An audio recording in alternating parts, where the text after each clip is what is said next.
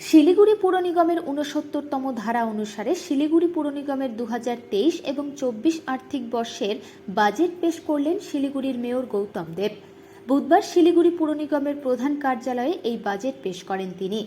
জানা গিয়েছে ২০২৩ এবং ২৪ সালের আর্থিক বর্ষের ৫৯১ কোটি ৭৭ লক্ষ টাকার বাজেট এবং ২০২২ এবং ২৩ সালের ২৩৪ কোটি ৩১ লক্ষ টাকার সংশোধিত বাজেট এদিন পেশ করা হয়।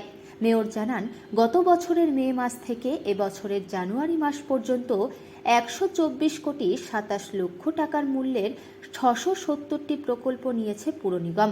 এই বাজেটের মধ্যে মহানন্দা নদী সংস্কার এবং বিভিন্ন পরিকাঠামোগত উন্নয়নের কাজ করা হবে বলে জানান।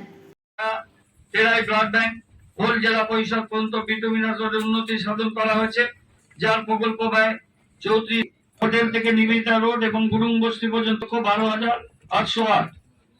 ৩৮ এবং ৩৯ নম্বর ওয়ার্ডে জোড়াপানি থেকে মা ভান্ডার নেতাজি সরণি সীমান্তবর্তী সামনে তুলে ধরতে চাই।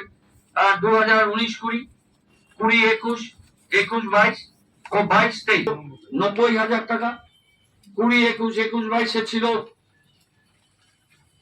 ৪৩ কোটি ২৮ লক্ষ ৮,৭২১ টাকা এবং ২২-২৩ আর্থিক বর্ষে এখন পর্যন্ত মোট 23.97% আমাদের রাজস্ব আদায় বৃদ্ধি হয়েছে। এই পরিসংখ্যান থেকে আপনারা সহজেই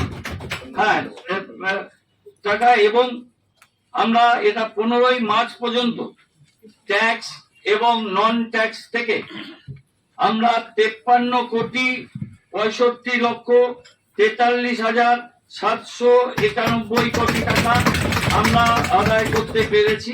যে বৃদ্ধি পাবে সেটা আমরা আমাদের বিস্তারিত পরবর্তীকালে আমরা দিয়েছি। থেকে আপনারা সহজে অনুমান করতে পারছেন যে একদিকে যেমন সুপরিকল্পিত ব্যয়বরাদ্দের লক্ষ্যে যত্নশীল, অন্যদিকে আয় বৃদ্ধিতেও আমরা সর্বদাই সচেষ্ট। সুতরাং ইচ্ছা থাকলেই যে কোনো কিছু প্রাপ্তি অসম্ভব নয়। এখন আমি প্রতিটি দপ্তরে প্রস্তাবিত কর্মতালিকা ও বাজেট উপস্থাপন করছি। পর্যন্ত পিসি সরকার সরণি উন্নতি সাধন করা হয়েছে, যা ব্যয় বরাদ্দ ৫১,২৫,৩৬০ টাকা। ২৩ নম্বর ওয়ার্ডের সত্যজিৎ রায় রোডের